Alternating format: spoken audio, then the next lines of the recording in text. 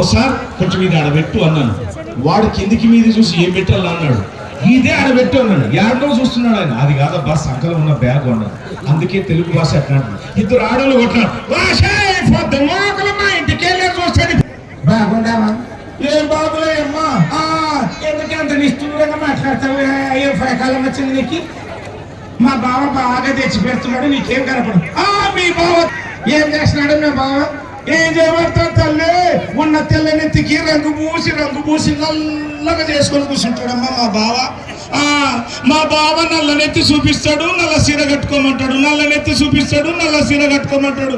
తెల్ల గడ్డానికి కూడా నల్ల. వాళ్ళపై ఇంత తిప్పలుంది ఆడోళ్ళకి అనుకున్నాను సార్. మళ్ళీ రెండో ఆవిడ వచ్చింది.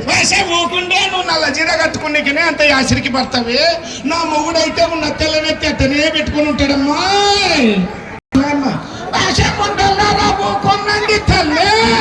నువ్వు చూస్తే ఎర్ర జీర, నువ్వు చూస్తే నల్ల జీర, నువ్వు చూస్తే తెల్ల జీర.